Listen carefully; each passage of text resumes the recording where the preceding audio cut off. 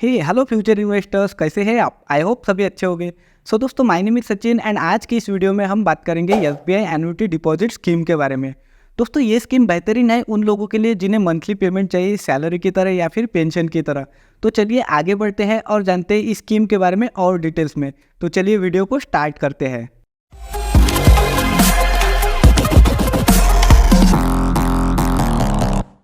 दोस्तों, recurring deposit scheme में हम क्या करते हैं, हर महीने कुछ अमाउंट डिपॉजिट करते हैं और जब उस स्कीम का मैच्योरिटी पीरियड कंप्लीट हो जाता है तब हमें पूरा का पूरा अमाउंट विथ इंटरेस्ट वापस मिल जाता है।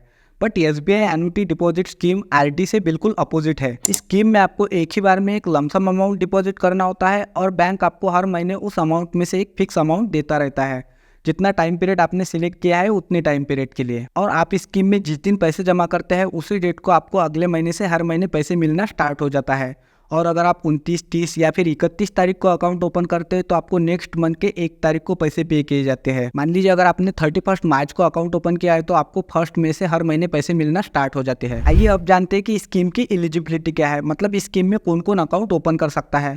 तो दोस्तों, अगर आपका एसबीआई बैंक में अकाउंट है तो आप इस स्कीम में अकाउंट ओपन करके पैसे जमा कर सकते हैं। और इस स्कीम में एज की भी कोई लिमिट नहीं है, किसी भी एज का पर्सन इस स्कीम के लिए एलिजिबल है। आप इस स्कीम में माइनर के नाम का भी अकाउंट ओपन कर सकते हैं। बट ऐसा नहीं है कि अगर आपके पास में एसबीआई बैंक का अकाउंट नहीं है तो आप इस स्कीम के लिए एलिजिबल नहीं है। आप एसबीआई बैंक का अकाउंट ओपन करने के बाद इस स्कीम का अकाउंट ओपन कर सकते हैं। एंड एक बात और, इस स्कीम में सिर्फ रेसिडेंटल पर्सन ही अकाउंट ओपन कर सकता है। और दोस्तों, जब आप इस स्कीम में अकाउंट ओपन करते हैं तब आपको एक ऑप्शन मिलता है नॉमिनी ऐड करने का, तो आप इसमें नॉमिनी भी ऐड कर सकते हैं। और अगर आप इस स्कीम में ऑनलाइन अकाउंट ओपन करना चाहते हैं तो आप ऑनलाइन अकाउंट भी ओपन कर सकते हैं। अकाउंट ओपन करने के लिए आपको अपने मोबाइल में एसबीआई के नेट बैंकिंग ऐप में जाकर या फिर वेबसाइट पे जाकर अकाउंट ओपन करना होगा। नेक्स्ट, इस स्कीम में आपको कितना अमाउंट डिपॉजिट करना होगा। तो दोस्तों, आपको हर महीने 1000 रुपये मिलने चाहिए, उसके हिसाब से आपको अमाउंट डिपॉजिट करना होगा। मान लीजिए अगर आप इस स्कीम में 3 साल के लिए पैसे जमा करना चाहते हैं और आपको कम से कम 1000 रुपये मिलना चाहिए, तो उसके हिसाब से आपको 36,000 रुपये जमा करने होंगे। और मैक्सिमम आप कितना भी अमाउंट डिपॉजिट कर सकते हैं, उसकी कोई लिमिट नहीं है। दोस्तों, जब आप इस स्कीम में पैसे जमा करते हैं तब आपके पास में एक ऑप्शन मिलता है टेन्योर पीरियड सिलेक्ट करने का।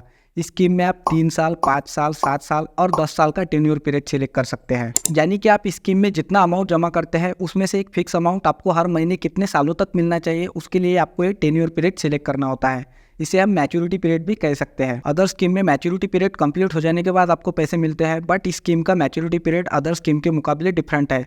इस स्कीम का मैच्योरिटी पीरियड कंप्लीट हो जाने पर अमाउंट 0 हो जाता है। ऐसा इसलिए क्योंकि आपको हर महीने जो अमाउंट मिलता है वो प्रिंसिपल अमाउंट प्लस इंटरेस्ट होता है। चलिए अब जानते हैं कि इस स्कीम में आपको इंटरेस्ट रेट कितना मिलता है। दोस्तों, एसबीआई की एफडीज में आपको जितना इंटरेस्ट रेट मिलता है वही सेम इंटरेस्ट रेट आपको इस स्कीम में भी मिलता है।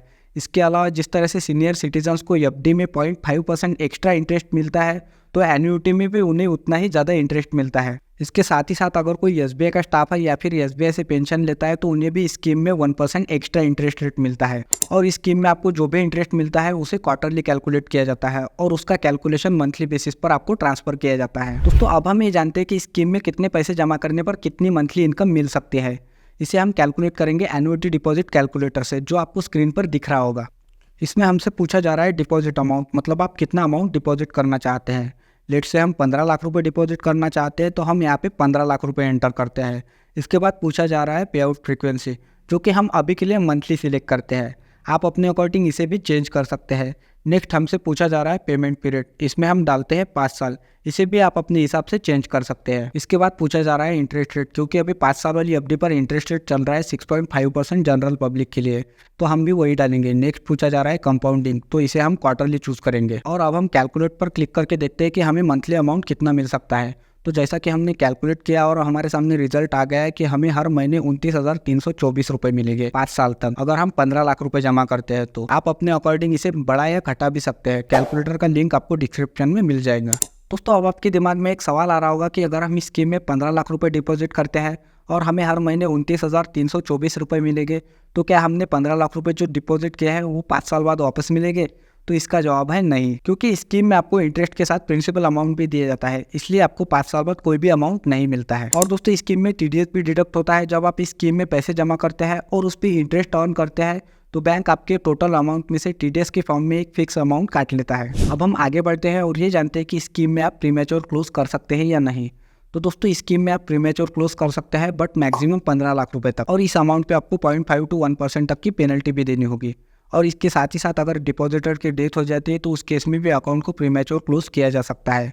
अगर डिपॉजिटर की डेथ हो जाती है तो उस केस में बिना किसी लिमिट के सारा का सारा पैसा नॉमिनी को ट्रांसफर किया जाता है। दोस्तों इस स्कीम में आपको एक और फीचर मिलता है, वो ये है कि आप इस स्कीम में लोन के लिए भी अप्लाई कर सकते हैं और वो लोन हम अपनी इन्वेस्टमेंट को ऑलमोस्ट 75% तक ले सकते हैं। मान लीजिए अगर आपकी इन्वेस्टमेंट 20 लाख रुपए की है तो हम इसका 75% यानी कि 15 लाख रुपए तक का लोन ले सकते हैं। लेकिन ये लोन कुछ स्पेशल केसेस में एलिजिबल है और लोन लेने के बाद आगे की जो मंथली पेमेंट है वो हमारे एन्युटी अकाउंट में ट्रांसफर ना होकर सीधे हमारे लोन अकाउंट में ट्रांसफर किया जाता है। सो आई होप दोस्तों आपको वीडियो हेल्पफुल लगा होगा। अगर लगा है तो वीडियो को लाइक, कमेंट और अपने दोस्तों के साथ शेयर जरूर कर दीजिए और इसी के साथ चैनल को भी सब्सक्राइब कर दीजिए ताकि आपको आने वाली हर वीडियो की अपडेट मिल सके। सो मिलते हैं किसी नए वीडियो में किसी नए टॉपिक के साथ। तब तक के लिए bye bye and take care.